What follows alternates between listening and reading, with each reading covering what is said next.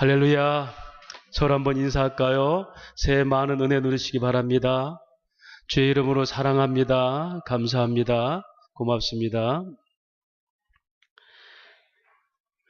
4차 산업이라고 그러죠. 1차 산업은 그야말로 농업 또 축산업, 어업 같은 자연에서 경작해서 얻는 기본 삶을 말하고요. 2차 산업은 그것을 가공해서 파는 그런 가공의 기술을 얘기합니다. 3차 산업은 이런 것들을 유통하고 또 서비스를 통하여서 확산시켜서 시공간을 풍요롭게 누리는 또 하나의 산업이었고, 4차 산업은 디지털 문화라고 그러죠. 그래서 이제는 사람이 하던 일을 대신 인공지능, 로봇가 해서 디지털 문화가 4차원의 산업입니다. 그런데 여러분, 4차 산업이 발흥하면서 인간에게는 많은 자기 고민들이 생겼습니다. 제가 칼럼도 썼지만요. 이제 2020년 되면 불과 몇 년 뒤에는 이 인공지능, 즉 이 로봇들이 사람들의 일거리, 일자리 5만 개를 다 빼앗아 간다고 얘기합니다. 그동안 있었던 우리가 일했던 이 자리가 로봇들에게 다 뺏기고 그렇게 기계화 된다는 겁니다. 그래서 지금 세계 각국은 그 발빠르게 그런 대처를 하고 있고 정책들을 수립하고 있죠. 호주도 그렇고 유럽의 나라들이 값싼 노동력 때문에 동남아 쪽으로 공장을 돌렸다가 이제는 그렇게 임금을 줄 필요가 없어서 다시 이제 국내로 다 복귀를 하고 있습니다. 그렇다고 국내 자리가 생기는 게 아니고 다 로봇들 기계화돼서 싼 임금, 작동하는 기계값만 들어가고 그렇게 이윤을 남긴다는 겁니다. 여러분, 이 시대가 이렇게 벌어지고 있어요. 그래서 우리가 적잖이 염려도 하고 과연 인간의 가치가 뭔가를 깊이 생각하게 하는 시대가 돌입했습니다. 충무로에는 인쇄단지가 참 많습니다. 저도 주보를 이제 하기 위해서 충무로를 몇 번 나간 적이 있는데요. 과거의 충무로 인쇄단지는 분업화가 잘 돼 있습니다. 타이핑을 치고 교정하는 사람 따로 있고 활자를 찍는 사람 따로 있고 제본을 하는 사람 따로 있고, 그래서 각각 분야별로 일자리가 있었습니다. 지금 충무로는 어떤지 아십니까? 그렇게 넓은 하청이나 공장이 필요 없어요. 한 5평 되는 사무실 안에서 컴퓨터로 다 해버립니다. 작성부터 교정, 활자, 다 제본까지 한 사람에 의해서 다 해집니다. 그러니까 나머지는 이제는 일거리가 없는 거예요. 이게 4차 산업의 그런 내용입니다. 이것이 오늘 우리들에게 닥쳐온 현실입니다. 그래서 말합니다. 어떤 사역자는 현대인의 삶의 성공 여부는 패러다임 전환을 어떻게 빨리 하느냐, 속도 전쟁이다, 이렇게 얘기해요. 중국이 속도 전쟁을 얘기하죠. 이 얘기입니다. 과거에 매여서 있을 수가 없다는 겁니다. 그게 과거에 매여 있다가는 잉여인간, 소위 남아 돌아가는 사람으로 존재한다는 거예요. 여러분, 100세 장수 시대에 여러분 60세 초반에 은퇴해서 거의 반세기 동안을 뭐하고 지낼 겁니까? 여러분, 이것이 바로 오늘날 현상이고 4차 산업이 주는 현상입니다. 그래서 4차 산업을 하는 이 캐치플레이가 있습니다. 창조적 파괴를 해라. 다시 말하면 새 시대를 대비해서 자기를 부서뜨리거나 자기를 내려놓거나 변화시키지 않으면 살 수가 없다는 겁니다. 건설을 위한 파괴하십니까? 건물이 낡고 오래돼서 쓸 수가 없어서 다시 재개발하기 위해서 건물을 무너뜨려 버리죠. 이것이 건설을 위한 파괴입니다. 이 변화가 우리에게 있지 않고는 세상에서 존재 가치가 없고 인간의 기능과 역할은 더 이상 의미가 없어진다는 사실입니다. 여러분, 이 얘기는 성경에도 있습니다. 마태복음 4장 예수님께서 비로소 입을 가라사대 회개하라, 천국이 가까웠다라고 얘기해요. 패러다임 전환이죠. 유대인들아, 너희가 지금까지 율법을 지키고 너희가 과거에 조상들이 했던 것을 지키면은 너희가 선민으로 구원의 백성으로 살 줄 생각했지. 그게 과거의 패러다임이야. 이제는 내가 바로 그 하나님 나라로 왔어. 구원으로 왔어. 그래서 너희가 과거를 내려놓지 않고 돌이키지 않으면 내가 메시아인 걸 너희가 믿지 못하고 너희 여전히 과거의 사람으로 살 거야. 여러분, 지금 유대인들은 지금도 예수를 메시아로 믿지 않고 있어요. 고린도서 5장 17절 말합니다. 보라, 이전 것은 지나갔으니 새 것이 되었도다. 그리스도의 사랑의 영에 붙들림 받은 성도를 이전 것은 지났으니, 이전 것이 뭡니까? 죄와 습성에 살았던 우리들은 변화해서 오직 새 것으로 살아가는 변화된 사람을 바로 새 것이다, 이렇게 표현하고 있습니다. 사랑하는 여러분, 새해가 우리에게 왜 새롭습니까? 변화가 없이 그대로 산다는 것은 새로운 게 하나도 없습니다. 날짜만 바뀌는 겁니다. 저는 지난 2017년 마무리하면서 한번 말씀드렸죠. 제가 그런 글을, 짧은 글을 써봤습니다. 반쯤 잘라진 모조주의에 몽당 연필 한 자루 들고 무언가 써야 되겠는데 바들바들 떨며 서 있습니다. 하나님, 살같이 빠른 시간 속에서 내가 한 자라도 기록할 게 없습니다. 내게 주신 시간들을 잊지 마소서. 저도 이제 반평생을 지났잖아요. 제가 쓸 수 있는 종이도 반쯤밖에 안 남았어요. 그나마 몽당 연필 들고 지난 한 해 동안 뭔가 써야 될 겐데 쓸 게 하나도 없었어요. 그래서 하나님이 내게 주신 시간들을 잊지 마소서. 이대로 내두시면 안 됩니다. 어영부영하다가 주님 만나면 안 되겠습니다. 그게 제 절규였어요. 여러분, 지난 한 해를 마무리하고 새해를 맞이했습니다. 무엇을 결심하셨습니까? 어떤 것이 여러분에게 또 다른 소망을 주고 남어 돌아가는 인생이 아니라 창조적 사람으로서 여러분을 설레게 하는 미래를 열고 있습니까? 그러나 우리는 변하지 않습니다. 작심삼일이라는 말 한두 번 느낀 게 아니죠. 예수 제대로 믿고 싶고 새해에는 성경도 읽고 싶고 뭔가 이렇게 움직이고 싶지만 그게 잘 되던가요? 안 됩니다. 여전히 안 되는 거구나. 이게 어쩌면 우리들의 습성이 될 수 있어요. 그런데 성경은 이 변화를 누가 하느냐? 하나님께서 하시겠다고 그래요. 하나님께서 이 일을 주도적으로 하시겠다. 바로 오늘 본문이 그 얘기를 하는 겁니다. 여러분, 이사야에서는 이스라엘 백성들이 하나님 택한 백성임에도 불구하고 그들이 먹고 살만하니까 다른 이방인의 우상을 섬기면서 하나님을 멀리 해버리죠. 그러니까 하나님께서 약속대로 그걸 하나님의 예언대로 너희들을 내가 발끝부터 머리까지 다 치겠다라고 얘기해요. 그래서 심판을 경고하는 것이 이사야서입니다. 똑같은 시대 선지자 호세아서도 똑같이 남조 유다 너희들 이렇게 멸망할 것이라고 얘기해요. 그렇게 멸망을 선언하는 이 가운데 오늘 말씀합니다. 자, 내가 너희에게 심판을 하고 세상에 고단함을 주고 유리방황하며 심지어는 다른 나라 포로로 잡혀가는 그런 기간이 있을지라도 내가 남은 자들을 돌아오게 할 것이고 그들이 나를 의지하게 만들 것이고 그들이 나에게 돌이키게 만들 것이고 나는 끝까지 이를 행할 것이다 라고 선언하는 것이 오늘 본문의 내용입니다. 하나님이 하시겠다는 겁니다. 하나님이. 너희가 하려고 했지 천천만만의 양을 드리면서 절기 때마다 제사를 드렸지 그것조차 너희는 마음은 없고 몸만 왔다 갔다 하는 제사가 아니었더냐. 여러분, 지난 해 동안 몸만 왔다 갔다 하는 제사 아니었습니까? 정말 여러분에게 일생일대의 변화될 휘리스코 오직 그리스도 안에서 변화되는 삶으로 지난 한 주 동안이라도 그렇게 내 삶을 정말 열정적으로 변화시키는 변화가 예배 때 있었습니까? 오늘도 주일이니까 성경은 하나님이 하시겠다 그래요. 하나님 끝까지 행하신다 말씀하십니다. 오늘 그렇다면 오늘 본문에서 말하는 남은 자가 누굴까요? 20절 보니까 그날에 이스라엘의 남은 자와 야곱의 족속의 피난한 자들이 라고 얘기해요. 남은 자는 렘넌트라고 히브리 원어인데요. 그것은 뽑혀진 자란 뜻입니다. 구원받은 백성들.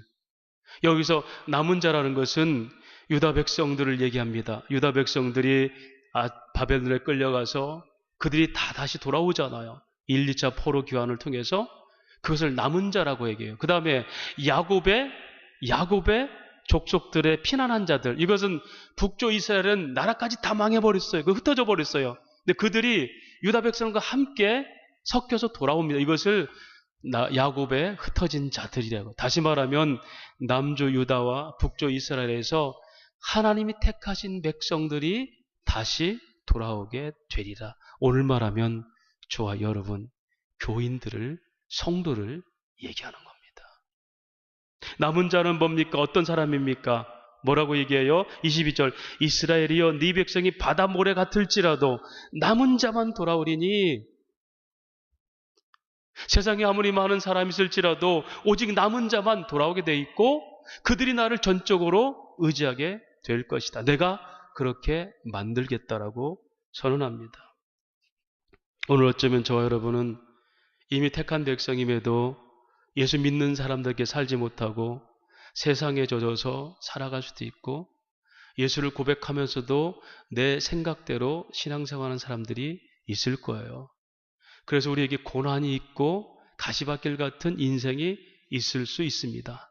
그런데 그런 자들을 내가 진실로 나를 의지하게 만들 것이고 회개케 할 것이고 나는 반드시 공의로 너희를 돌아오게 할 것이다. 이것이 하나님의 약속입니다. 그렇다면 오늘 본문을 통해서 하나님이 어떤 의지로 우리를 인도하시는지 20절 말씀입니다. 그날에 이스라엘 남은 자와 야곱의 족속의 피난한 자들이 다시는 자기를 친자를 의지하지 아니하고 이스라엘의 거룩하신 이 여호와를 어떻게 진실하게 의지하려니. 여기서 말하는 것은 가짜로 의지하고 습관으로 의지하고 말로만 의지하고 관념으로만 믿는 그런 사람도 있을 것이다. 그런데 진짜로 하나님을 의지하게 만들 것이다. 그런데 어떻게 해서? 그날에 바로 내가 그들의 폐악을 칠 때 그들이 그 고난 속에서 진짜 세상에 의지할 분은 하나님밖에 없었구나. 여기서 이런 말이에요. 자기를 친자를 의지하지 아니하고. 이 말은 뭐냐면요. 여러분, 이스라엘 백성들이 북쪽 이스라엘이 아수르에게 멸망하기 전에 그 주변 정세가 상당히 불안했습니다. 왜냐하면 옆에 있는 아수르나 이런 에돔이나 이런 족속들이, 이방 족속들이 군사력을 키워가지고 늘 이 이스라엘을 위협했어요. 그러니까 그들이 어떤 짓 했습니까? 그 당시에 가장 강대국인 아수르에게 의지하면서 조공을 드리고 읊조리면서 의지하고 심지어 성전에 있는 금을 갖다가 바쳤어요. 오늘날 말하면 북핵 문제로 어려울 때 전적으로 미국을 의지하고 버티고자 하는 겁니다. 그런데 그들이 그렇게 의지했던 아수르가 성전에서 나온 그 금을 탐내가지고 이스라엘을 쳐버렸어요. 그래서 침략해서 속국을 만들어버린 겁니다.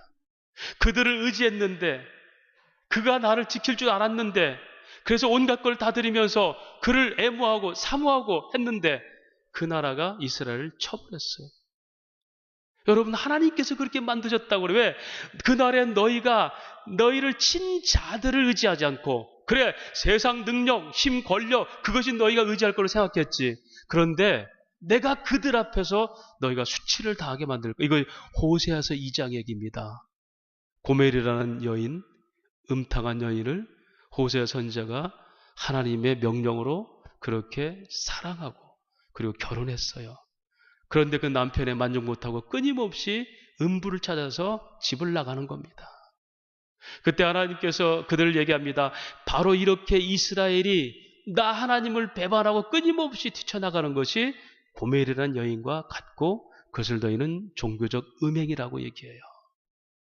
그럴 때 호세아를 통해서 가서 맞기도 하고 거친 들로 가서 타이르고 하면서 그를 데려오죠. 그러니까 이 여인이 말합니다. 진실로 내가 이제 그 사랑하는 남편에는 내가 없구나라고 얘기해요. 그러기 전에 호세아서 2장 10절은 말합니다. 이제 내가 그 수치를 그 사랑하는 자 앞에서 드러내리니 그를 내 손에서 건져낼 사람이 없으리라. 이 말이 뭐냐면 네가 그 음부를 찾아갔는데 결국 너는 그에게 배신당하게 돼 있어. 네가 아수르를 의지했지 이스라엘? 그럴 때 오히려 그들이 너를 치잖아. 하나님을 전적으로 의지하고 어렵고 힘들 때라도 하나님을 의지해야 되는데 오히려 그들이 세상의 힘을 의지하고 권력과 세상의 힘을 의지하다가 결국은 그걸로 너희가 멸망당하게 된다. 그리고 수치를 당하고 그때야 비로소 진실로 하나님을 의지합니다. 이것이 하나님께서 우리에게 깨닫게 하시는 은혜예요. 그래서 저와 여러분에게 고난이 있다는 것은 거친들이 있다는 것은, 가시밭길이 있다는 것은 하나님의 또 다른 열심이십니다. 하나님 그렇게 우리를 인도하시겠다는 거예요. 두 번째로 21절 말씀 봅니다. 남은 자 곧 야곱의 남은 자가 능하신 하나님께, 누구? 어떤 하나님? 능하신 하나님께로 돌아오리니. 자, 세상의 능력인 줄 알았어요. 돈이 권력이 내게 행복인 줄 알았어요. 그것만 있으면 나는 된 줄 알았어요. 그걸 추구하면 그것이 복으로 생각했어요. 그래 진짜 능력은 누구에게 있다? 하나님께 있는데, 이제 내가 하나님께 돌아가야 되겠구나. 여러분, 탕자 얘기 아시죠? 탕자. 그는 아버지의 재산 중에 자기 유산을 계산했습니다. 그리고 그걸 들고 풍요와 자유를 찾아서 나갔어요. 그런데 그것을 다 허비하고 나서 남의 집에 얻어먹다가 그것도 안 되니까 남의 집 돼지막에서 돼지가 먹는 열매를 먹고 있어요. 돼지막의 철학이죠. 여기서 생각하니 내 아버지 집이 가장 아름다웠구나. 이제 돌아가야지.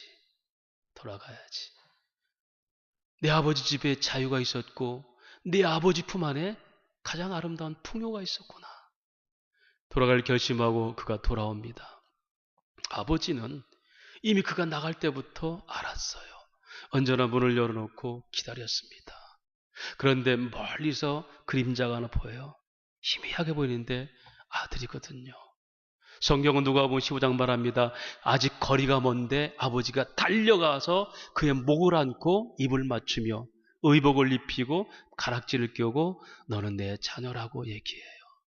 그때 멀리서 달려가는 이 모습을 우리나라 정서로 해석해서 버선발로 달려가는 모성, 부성을 얘기해요.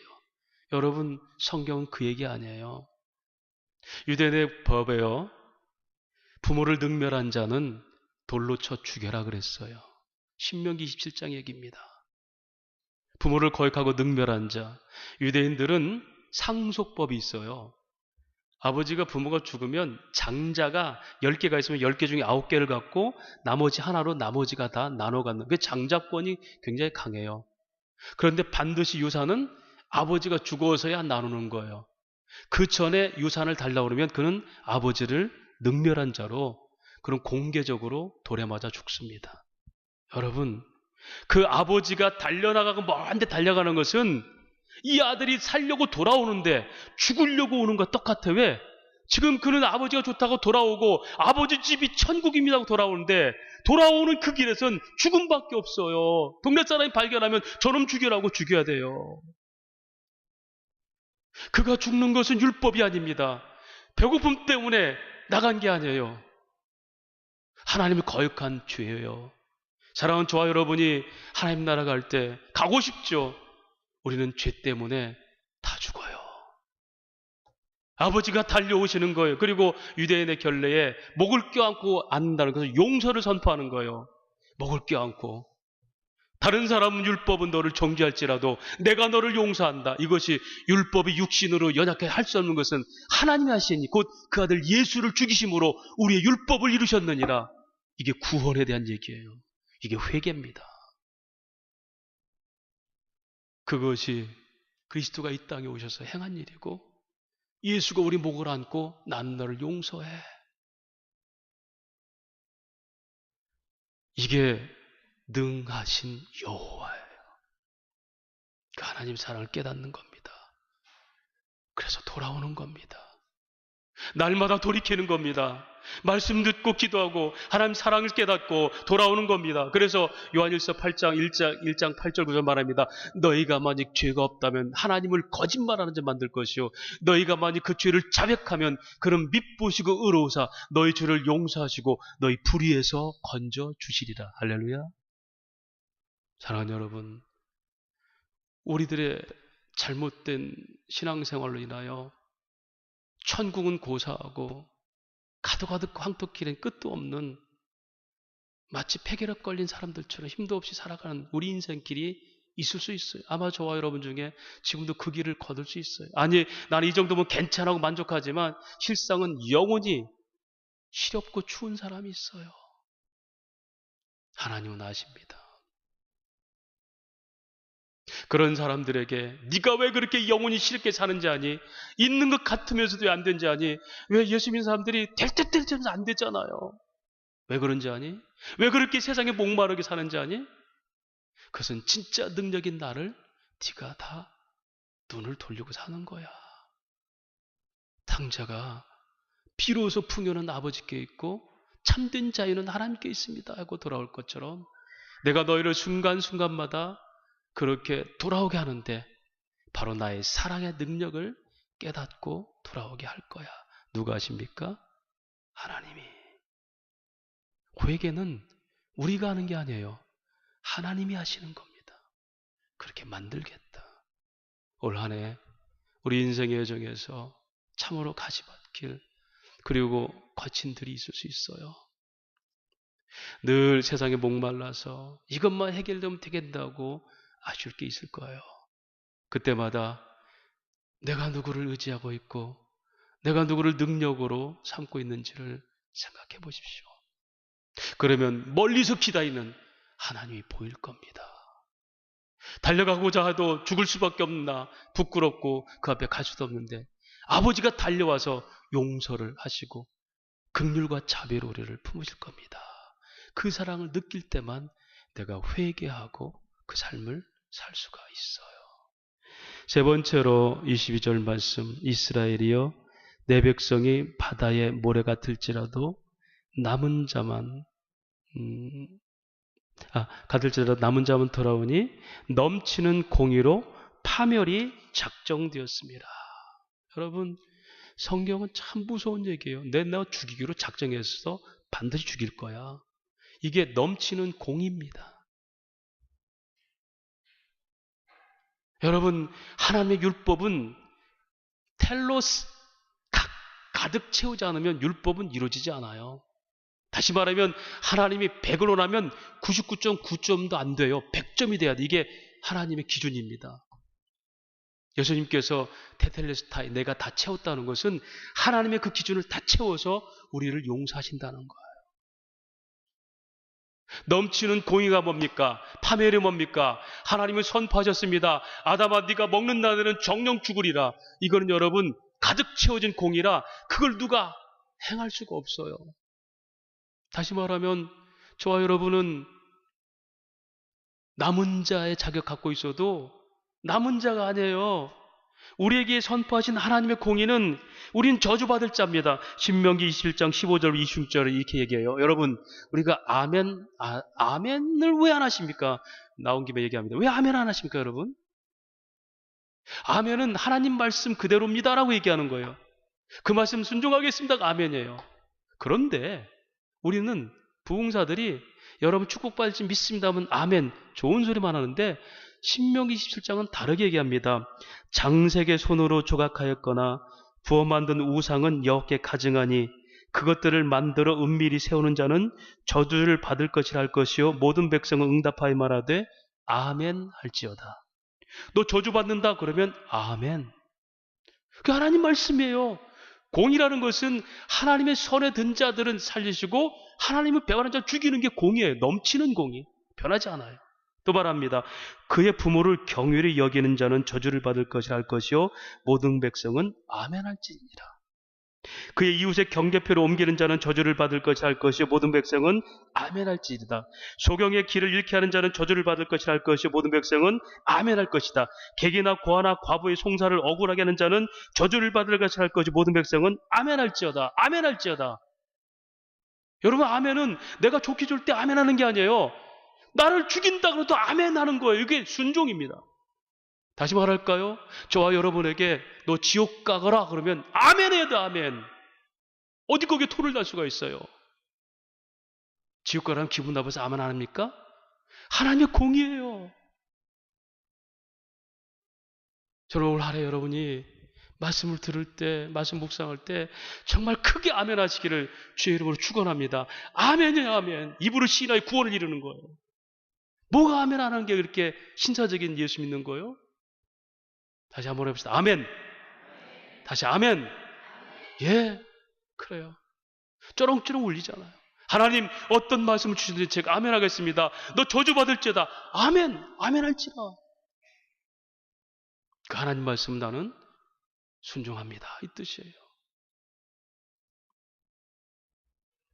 그런데 하나님께서 이 일을 어떻게 하십니까? 23절 말씀. 죽이겠다는 어떻게 죽인다? 이미 작정된 파멸은 주 만군의 여호와께서 온 세계 중에 어떻게? 끝까지 너 죽이겠어. 하나님이 열심히죠. 어디에? 죽이는 데 열심히 해요. 내가 너 살릴 것 같아? 천만에. 사랑의 하나님이라고 내가 너 살릴 것 같니? 천만에. 내 율법을 벗어나면 다 죽어.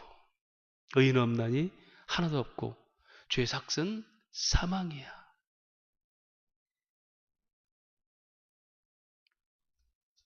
여러분, 하나님의 열심은 반드시 죄인을 파멸시키는 겁니다. 작정하신 거예요. 호고사에서도 그 얘기를 그대로 합니다. 그가 사랑하는 자를 따라가서 나를 잃어버리고 향을 살라 바알들을 섬긴 시일대로 내가 그에게 벌을 주리라. 여호와의 말씀이라. 하나님 떠난 백성들에게 섬긴 시일대로 내가 그대로 내가 벌을 주겠어. 심지어 뭐라고 합니까? 야, 곡식과 새 포도주 기름은 내가 준 것인데 그걸 갖다가 바알에게 드렸어? 잘한다. 그러므로 내가 내 곡식을 그것이 익을 깨지에 도로 내 뺏을 것이며 내가 내 포도주 그것을 맛들기시기에 도로 찾을 것이며 또 그들의 벌거벗은 봄을 가릴 내 양털과 내 삶을 빼앗으리라. 먹고 살고 빼앗겠다는 거예요. 그거 줬더니 우상에 갖다 바치고 그 옷 입었더니 옷 입고 세상 음부해가지고 거기부터 사는 거 내가 반드시 빼앗을 거야. 들짐승들이 먹어버리게 할 거야. 여러분, 실제 그런 일을 사사기에 보면요, 미디안이 이스라엘 괴롭힐 때 어떻게 하는지 압니까?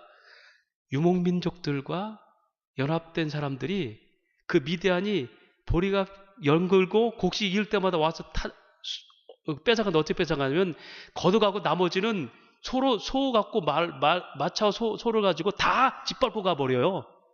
못 가져가는 건. 기가 막힐 아닙니까? 가만히 보고 있다가 아말렉과 그 족속들이 보고 있다가 곡식이 다 열무면 다 뺏어가고 남은 것은 짓밟고 가버려. 못 먹게. 이게 하나님의 열심이에요. 저는 반드시 대가를 치르게 하겠다.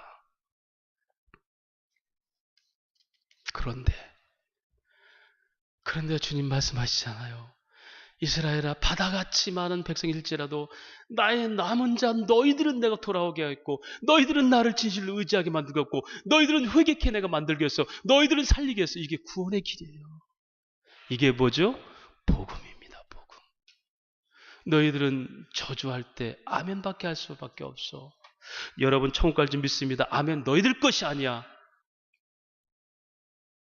너희는 지옥 가라 그러면 한 사람도 빠짐없이 아멘으로 응답해야 돼. 그런데 내가 너희를 천국 가게 해.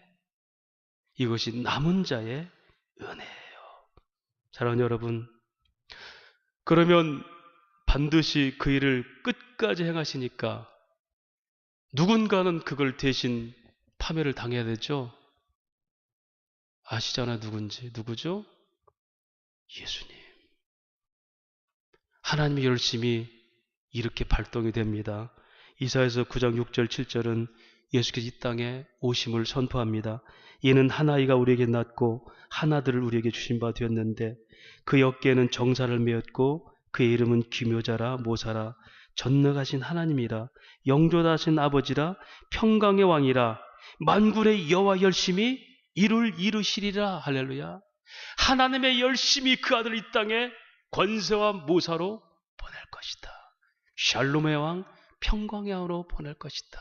죽음 가운데 있고 흩어진 양떼같이 목잠장같이 있는 너희 거덜난 인생들을 참 평안으로 인도하실 분이다. 하나님이 열심히 바로 그 예수를 이 땅에 보내리라. 그런데 그 열심이 어디까지 열심 내죠?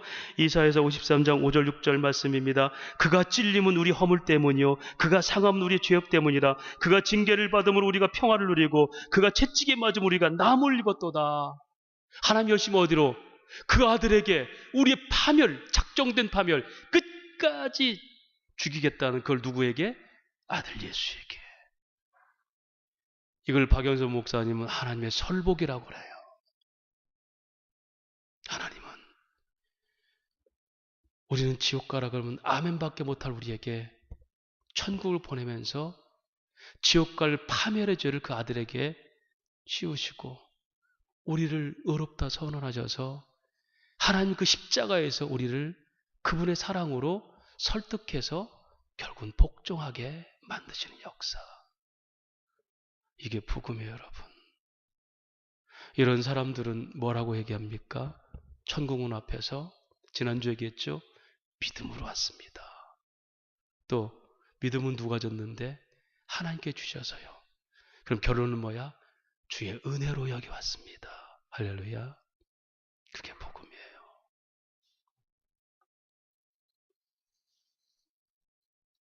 그분이 결국은 화물과 죄로 죽었던 우리를 살리셨습니다. 로마서 4장 5절 8절 얘기했죠. 이를 아니할지라도 경건하지 않은 자를 의롭게 하시는 이를 믿는 것이 바로 믿음인데, 불법이 사함을 받고 죄가 가림을 받는 자는 복이 있다. 죄가 분명히 졌는데도 너 죄 안 졌어라고 얘기해요. 너 죄인 아니라고 얘기해요. 여러분, 이게 얼마나 기가 막힌 사실이에요. 그래서 여러분, 하나님의 은혜를 알면 할 말이 없는 거예요. 우린 겸손하단 말도 못 써요. 겸손할 가치도 없어요. 하나님의 은혜를 알면 할 말이 없는 거예요. 그래서 주님 한번 부르고 눈물만 한 번씩 흐르는 게 이게 살아있는 신앙입니다. 예수 부르면서도 표독스럽게 하는 게 아니라 싸우다가도 주님 한번 부르면 그 주님의 은혜를 알면 거기서 다 풀어져야 돼요. 이게 신령한 공동체인 교회고 성도의 삶입니다. 의의 열매를 맺게 하십니다. 로마서 3장 20절 22절 그러므로 율법의 행위로는 그 앞에 의롭다 하심을 얻을 육체가 없나니 율법으로는 죄만 깨달을 뿐이라.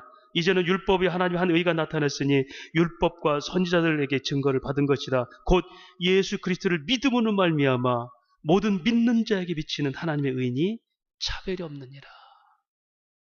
누구든지 주님이 믿게 하셔서 의롭게 되는 자, 백인이든 흑인이든 흑수저든 금수저든 뚱뚱한 사람이든 날씬한 사람이든 차별이 없다. 이것이 공평하신 하나님이라고 그래요. 말씀을 정리하겠습니다. 제가 그제 새벽에 기도하는데, 하나님 정말이에요. 새해를 어떻게 살았으면 좋겠습니까?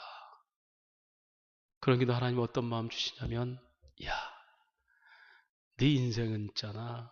성도의 인생은 두런두런 예수님과 함께 여행길을 가는 거야. 여러분, 부부가 벽엔잎 송담이라고 있지 않습니까? 잠자리에 들어가지고 두런두런 얘기잖아요. 아이고, 저 큰 놈 저거 이제 대학 들어가는데 대학생활 잘해야 될 텐데 쟤 어떻게 좀 살집을 좀 말해 줄까? 두런두런. 네 인생은, 성도의 인생은 두런두런 예수와 함께 여행길이다. 때로는 산책길에 두런두런 함께하고 기도하는 중에 마치 부부가 벽엔잎 송담하듯이 주님 두런두런 얘기하고, 어떤 속에서도 그렇게 두런두런, 여러분 두런두런이라는 것은 마음을 푸는 상태의 얘기예요. 외치고 함성 지르는 게 아니에요. 그 평안함이, 그 잔잔함이, 그 일상이 바로 두런두런 예수님과 함께 여행길이 성도의 삶이야. 그래서 제가 요즘은 기도 하나님 그래요. 주님, 제가 두런두런 얘기해요. 제 기분이 좀 이렇습니다. 제가 이런 생각을 하고 있습니다. 두런두런. 주여! 이렇게 해주십시오. 안 해요. 주여, 제가 이런 마음이 듭니다. 지금 저는 이런 생각이 사로잡혀 있습니다. 주님, 산책길에도 어떤 위험한 속에서도 주님, 제가 지금 위험한 길을 가고 있습니다. 두런두런. 오늘 저와 여러분이 이 한 해를 살아갈 때 남은 자들의 행로가 이런 삶이면 좋겠습니다. 언제든 말씀의 진리를 깨달아서 진실로 주님만을 의지하는 게 우리의 자유와 풍요로움이구나를 깨닫으시고 하나님의 용서와 은혜를 깨달아서 수시각각 끊임없이 우리가 죄짓고 범민해도 끊임없이 죄와 사망에서 돌아오게 하시는 하나님의 은혜를 깨닫고 늘 회개에 발빠르고 끝까지 행하신 하나님, 공의로 선포하신다고 우리는 죽어마땅한데도 이름번까지 용서하시면서 날마다 은혜와 자비로 우리 인도하시는 이 하나님의 큰 사랑을 깨달아서 그분을 찬양할 수 있는 진리로 말씀을 깨닫고 하나님을 의지하고 우리 주 앞에서 순간순간 주님 성령을 통해서 회개하고 돌이켜서 참된 풍요를 누리고 끝까지 사랑하시는 이 사랑을 깨달아서 한 해 동안 마음껏 주님을 찬양하고 도론도론 주님과 함께 평화로운 여행길을 한 해 여행길을 걷는 산책길이든 기도의 자리든 고난의 자리든 공포의 자리든 주님께 두런두런 함께 상의하며 갈 수 있는 참 평화가 넘치는 성도의 삶이 되시기를 주의 이름으로 축원합니다.